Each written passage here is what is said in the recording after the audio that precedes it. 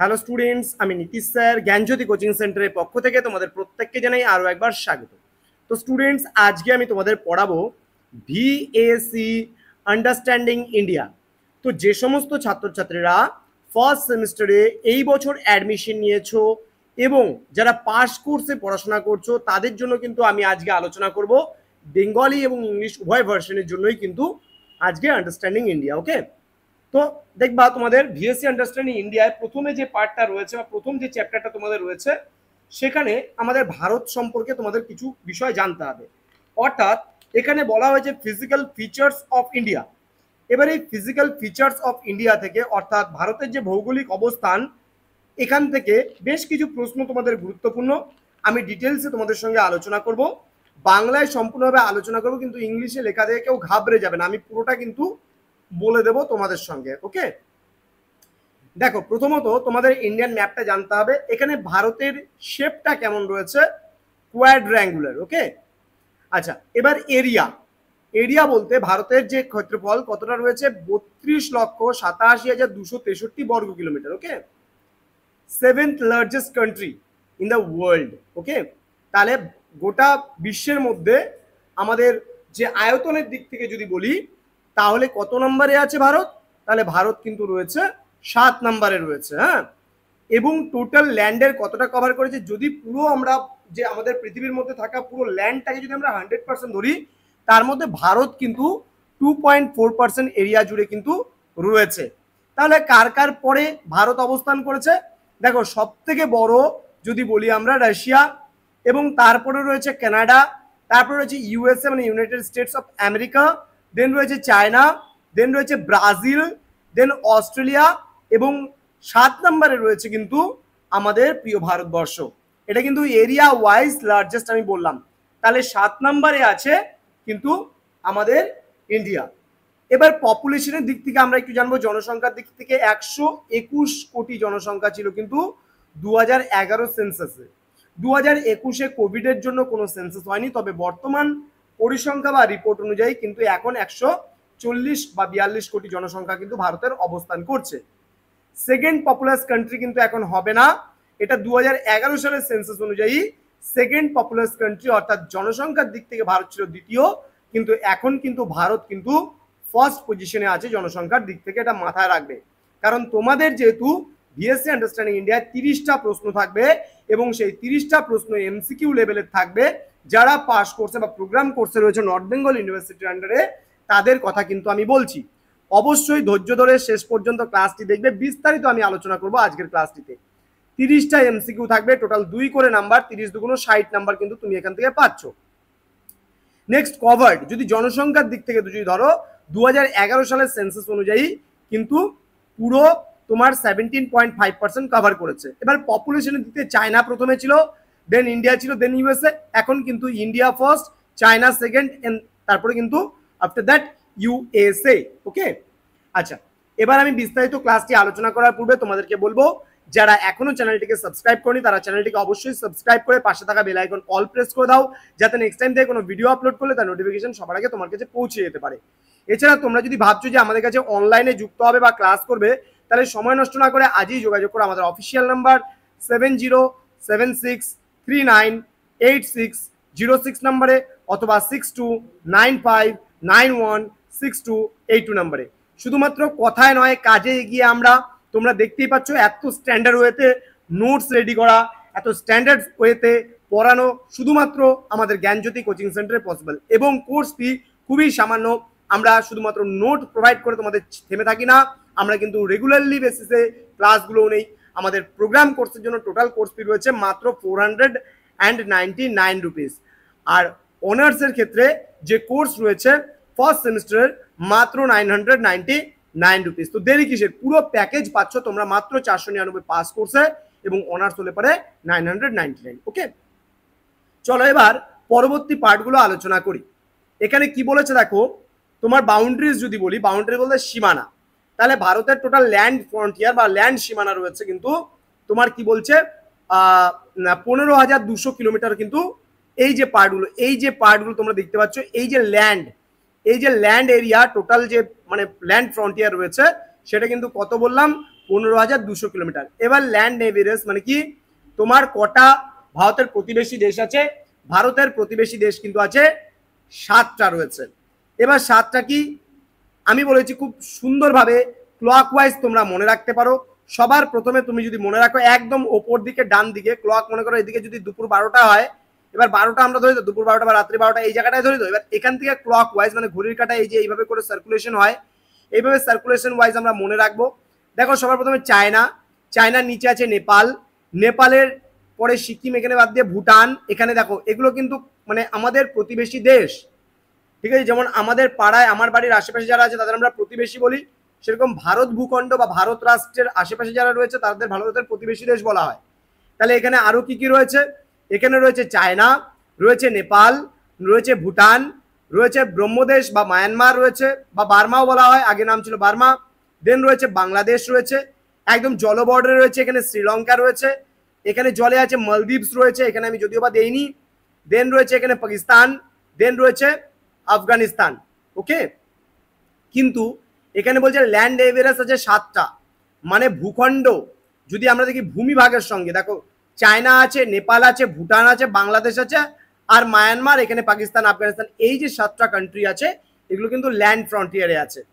এবার ওয়াটার ফ্রন্টিয়ারে কি আছে? ওয়াটার ফ্রন্টিয়ারে আছে দুটো দেশ, একটা শ্রীলঙ্কা আর এই জায়গাটায় আছে মালদ্বীপস আছে। হ্যাঁ, ওকে, এই দুটো ভারতের প্রতিবেশী দেশ কিন্তু জল বর্ডারে রয়েছে।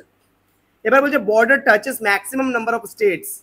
ইউপি সব থেকে বেশি বর্ডার শেয়ার করেছে। দেখো এখানে তোমরা দেখতে পাবা ইউপি মানে উত্তরপ্রদেশ রয়েছে, এই যে উত্তরপ্রদেশ, উত্তরপ্রদেশের সঙ্গে সব থেকে বেশি রাজ্যের সীমানা অবস্থিত বা সব থেকে বেশি রাজ্য অ্যাটাচ করে আছে।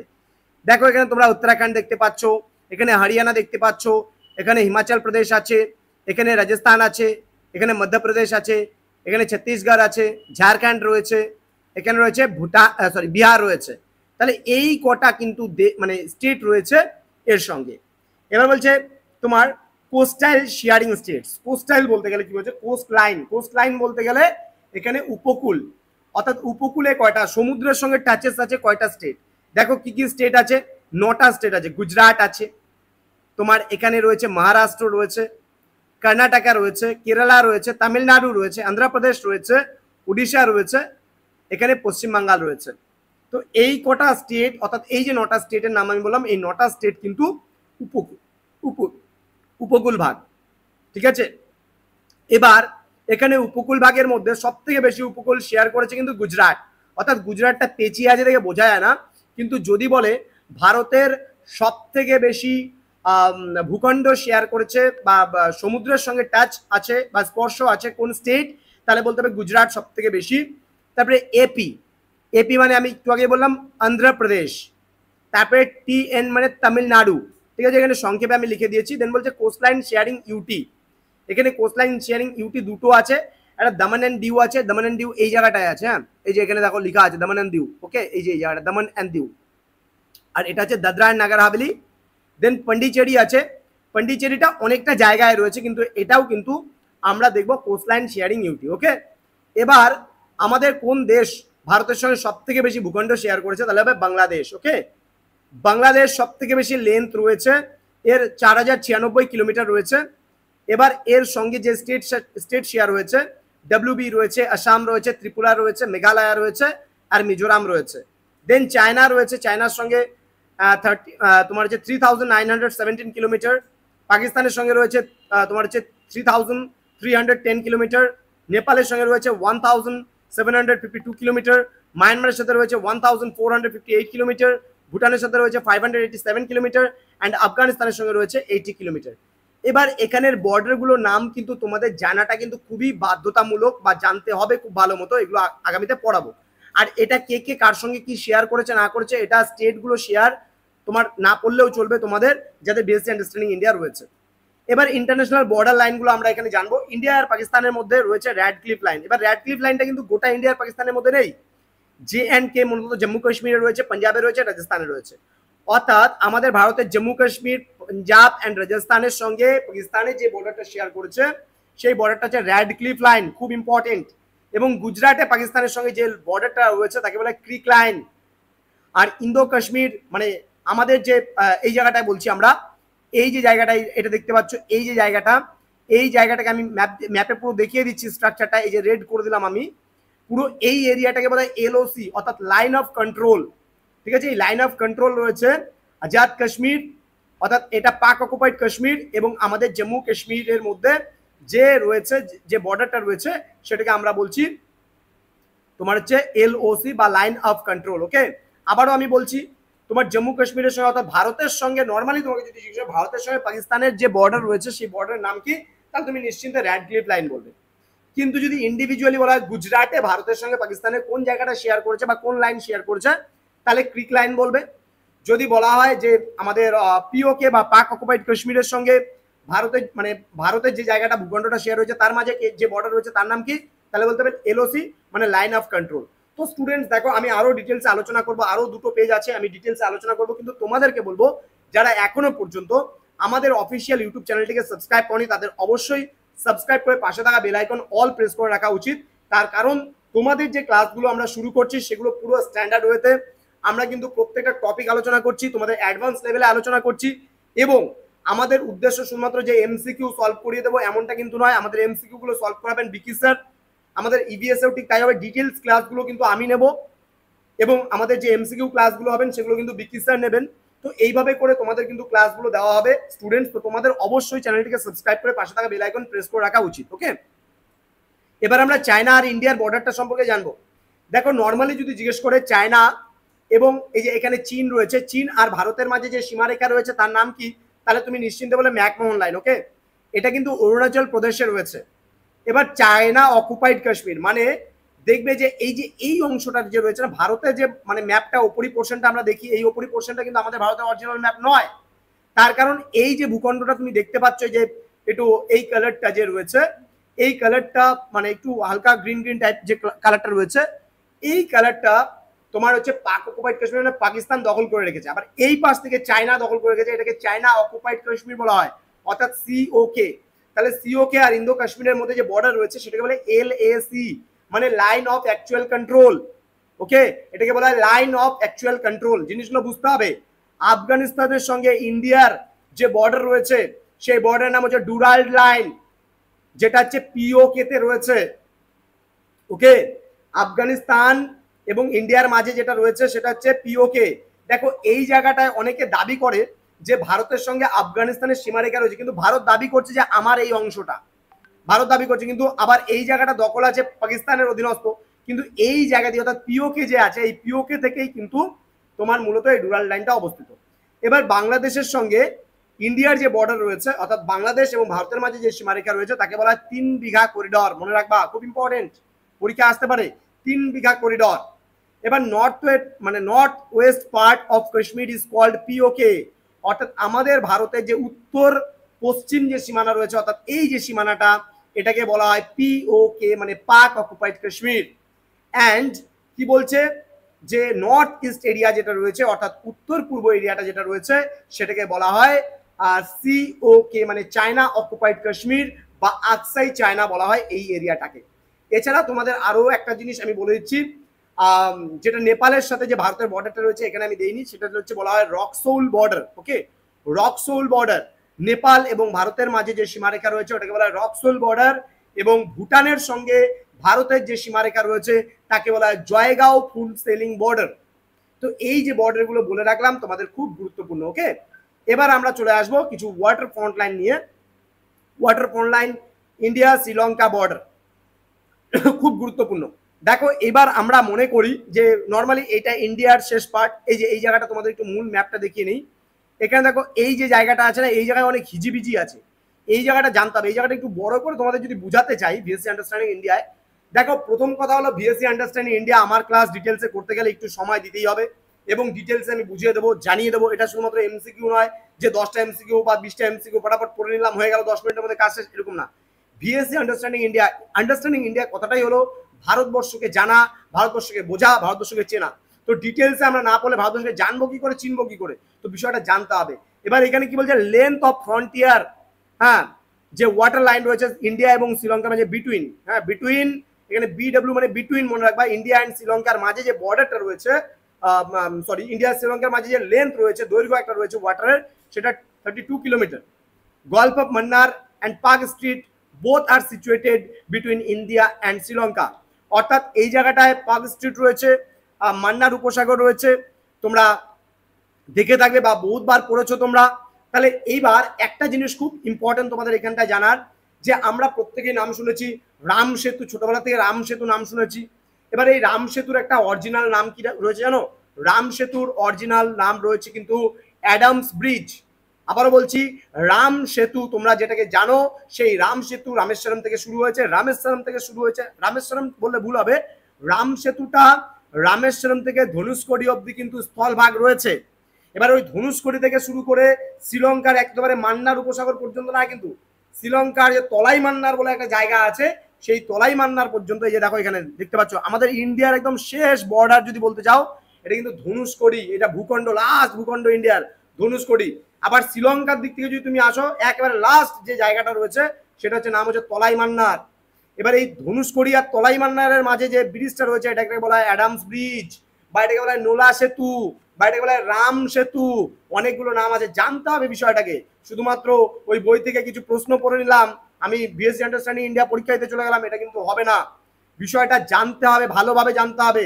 এখানে বলছে Rameswaram Dhanushkodi is the last part of India and Talai Mannar is the last part of Sri Lanka. তাহলে ভালো করে বোঝো জায়গাটা কি বলছে খুব সুন্দরভাবে। একেবারে ভারতের শেষ সীমানা যদি বলো তাহলে ধনুষ্কড়ি, যেটা রামেশ্বরম পার করে যেতে হবে। এবং আমাদের যদি শ্রীলঙ্কায় যদি বলি, শ্রীলঙ্কার একদম লাস্ট পয়েন্ট যদি বলি বা লাস্ট পার্ট যদি বলি, তাহলে কিন্তু সেটা হচ্ছে তলাই মান্নার। খুব গুরুত্বপূর্ণ বিষয়গুলো। এবার আমরা আসবো কিছু এরিয়া। লার্জেস্ট স্টেট যদি বলি, সব থেকে বড় স্টেট হচ্ছে রাজস্থান, তারপর আছে এমপি মধ্যপ্রদেশ, তারপর আছে মহারাষ্ট্র। স্মলেস্ট সব থেকে ছোট স্টেট গোয়া। লার্জেস্ট ডিস্ট্রিক্ট যদি বলি, সব থেকে বড় কচ্ছ জেলা, তারপরে লেহ বা লাদাখের লেহ আছে, তারপরে আছে জয়সলমীর, এবং স্মলেস্ট ডিস্ট্রিক্ট হচ্ছে পুদুচেরির মাহে আছে, তারপরে পন্ডিচেরি, এটা পন্ডিচেরিতে অবস্থিত। তো এই যে large area wise largest, smallest, largest district, আবার স্মলেস্ট ডিস্ট্রিক্ট সব বলে দিলাম, বিষয়গুলো মনে রাখবে। এবার পপুলেশন যদি বলি, আমাদের ইন্ডিয়ার মধ্যে সব থেকে বেশি পপুলেশন রয়েছে, পপুলাস স্টেট বলছি কিন্তু পপুলাস স্টেট, ওকে, তাহলে কিন্তু ইউপি হচ্ছে। আর সব থেকে কম জনসংখ্যা রয়েছে সিকিমে। আর জনঘনত্ব বলে সব থেকে বেশি রয়েছে বিহারে, জনঘনত্ব কিন্তু, হ্যাঁ, এটা পপুলেশন ডেন্সিটি বলবো, পরে আসছি আমি। তো যদি বলি সব থেকে বেশি জনসংখ্যা আমাদের ভারতের কোন স্টেটে রয়েছে, ইউপিতে রয়েছে, তারপরে মহারাষ্ট্র, তারপরে বিহার। আর সব থেকে কম জনসংখ্যা রয়েছে সিকিমে, ওকে। আর যদি বলি সব থেকে বেশি কোন ডিস্ট্রিক্টে জনসংখ্যা রয়েছে, তাহলে থানে রয়েছে মহারাষ্ট্রের, তারপরে নর্থ চব্বিশ পরগনা, দেন বেঙ্গালুরু, ওকে। আর হচ্ছে যদি বলি সব থেকে কম জনসংখ্যা কোথায় থাকে, আসাম, অরুণাচল প্রদেশে রয়েছে, পরে এটা দিবাং ভ্যালি যে রয়েছে অরুণাচল প্রদেশ, সেখানে। এবার পপুলেশন ডেন্সিটি, ডেন্সিটি মানে জনঘনত্ব, তাহলে আমাদের ভারতের জনঘনত্ব কোন স্টেটে সবচেয়ে বেশি, বিহারে সব থেকে বেশি। আর হচ্ছে সব থেকে কম জনঘনত্ব যদি বলি, অরুণাচল প্রদেশে রয়েছে। আর সব থেকে বেশি যদি বলি কেন্দ্রশাসিত অঞ্চলের মধ্যে জনঘনত্ব কোথায় বেশি রয়েছে, মোস্ট পপুলেশন ডেন্সিটি ডিস্ট্রিক্ট, তাহলে নিউ দিল্লি হবে। আর হচ্ছে তোমার লার্জেস্ট পপুলেশন ডেন্সিটি ডিস্ট্রিক্ট যদি বলি, কোন জেলায় সব থেকে কম জনসংখ্যা জনঘনত্ব রয়েছে, তাহলে দিবাং ভ্যালি, অরুণাচল প্রদেশ। মানে এটা জনসংখ্যাও যেমন কম, জনঘনত্বও কম অরুণাচল প্রদেশ, ওকে। এবার চলে আসবো আমরা list of important states with reformation year. 1956 এ ফার্স্ট লিঙ্গুইস্টিক স্টেট, অর্থাৎ ভাষার ভিত্তিতে পুনর্গঠিত প্রথম রাজ্য মাদ্রাসের, মানে ফ্রম মাদ্রাস থেকে হয়েছে অন্ধ্রপ্রদেশ। ভেরি ভেরি ইম্পর্টেন্ট, যেখানে পত্তি সিরামালু অনশন করে 58 দিন অনশনের পর মারা গেছিল। এই ভাষাভিত্তিক রাজ্য গঠন হয়েছিল, প্রথম ভাষাভিত্তিক রাজ্য গঠন হয়েছিল কিন্তু অন্ধ্রপ্রদেশে। দেন 1960 হয়েছিল Bombay divided into two parts, Maharashtra and Gujarat. আগে নাম ছিল বোম্বাই, এবার বোম্বাই 1960 দুটো ভাগে ভাগ হয়ে গিয়েছিল, মহারাষ্ট্র এন্ড গুজরাটে। 1966 এ পাঞ্জাব এন্ড হরিয়ানা ডিভাইড হয়েছিল। 1975 এ সিকিম নেপাল থেকে ভাগ হয়ে গেছিল, আগে ছিল নেপাল স্টেটের মধ্যে, নেপাল রাষ্ট্রের মধ্যে, কিন্তু পরবর্তীতে সিকিম কিন্তু নেপাল থেকে পৃথক হয়ে যায়। নেক্সট 1987 এ Arunachal Pradesh from UT to state, মানে অরুণাচল প্রদেশ আগে ইউটি ছিল, পরে স্টেট হয়েছিল 1987। গোয়াও কিন্তু ইউটি থেকে স্টেট হয়েছিল, গোয়া প্রথমে ছিল ইউটি, ইউনিয়ন টেরিটরি, এটাও 1987। 2000 সালে ছত্তিশগড় হয়েছিল এমপি থেকে, মধ্যপ্রদেশ থেকে, 1 নভেম্বর। দেন 9 নভেম্বর 2000 এ কি হয়েছিল, এখানে হচ্ছে উত্তরাঞ্চল ফ্রম ইউপি, ইউপি থেকে উত্তরাঞ্চল হয়েছিল, এবং 2007 সালে এই উত্তরাঞ্চল নামটা পরিবর্তন হয়ে কিন্তু উত্তরাখণ্ড করা হয়েছিল, তোমরা জানো সেটা। 15 নভেম্বর 2000 সালে ঝাড়খণ্ড ফ্রম বিহার ভেঙে ঝাড়খণ্ড করা হয়েছিল। এবার এটাকে 3 স্টার স্টেটস বলা হয় কাকে? ছত্তিশগড়, ঝাড়খণ্ড এবং উত্তরাখণ্ড। এই 3টা স্টেটই কিন্তু 2000 সালে যেহেতু উদ্ভব হয়েছে, যার জন্য এবং নভেম্বর মাসেই, ঠিক আছে, ইনসিডেন্টলি কি হচ্ছে, এই 3টা স্টেটই কিন্তু 2000 সালে এবং 3টাই নভেম্বরে কিন্তু হয়েছিল, যার জন্য এটাকে 3 স্টার স্টেটস বলা হয়। এবং ফাইনালি সবার শেষ যে স্টেটটা হয়েছিল সেটা তেলেঙ্গানা, একবারে নতুন, তোমার হচ্ছে 2014 সালে 2 জুন, যার নতুন রাজধানী করা হয়েছিল অমরাবতী। তো এই ছিল আজকের ক্লাস। আশা করি তোমরা জিএসটি আন্ডারস্ট্যান্ডিং ইন্ডিয়া যেটা বোঝার অপেক্ষায় ছিলে, অনেকদিন ধরে তোমরা বলছিলে যে স্যার আমাদের পাস কোর্সের কোনো ক্লাস নেওয়া হচ্ছে না। তো তোমাদের জন্য আজকের এই ক্লাসটা কেমন লাগলো অবশ্যই কমেন্ট করে অবশ্যই জানাও, তাহলে কিন্তু উৎসাহিত পেয়ে আরও পরবর্তী ক্লাসগুলো তোমাদের জন্য নিয়ে আসতে পারবো। তো স্টুডেন্টস, দেখা হচ্ছে তোমাদের সঙ্গে আরও একটা নতুন ভিডিও নিয়ে। যারা অ্যাডমিশন নিতে যাচ্ছ, স্ক্রিনে নাম্বারটা দিয়ে রেখেছি, তোমরা অবশ্যই যোগাযোগ করো আমাদের সঙ্গে। মাত্র 499 টাকা বিনিময়ে তোমরা 5টা সাবজেক্টের পুরো নোটস পত্র, ক্লাসেস, যাবতীয় কিছু পাচ্ছ, এবং 999 টাকার বিনিময়ে তোমরা কিন্তু পুরো অনার্স কোর্সটা যাদের রয়েছে তারা কিন্তু পাচ্ছে। তো স্টুডেন্টস, দেখা হচ্ছে তোমাদের সঙ্গে আরও একটা নতুন ক্লাস নিয়ে। তোমরা প্রত্যেকে ভালো থেকো, সুস্থ থেকো। Thank you so much, thanks for watching after all, thank you.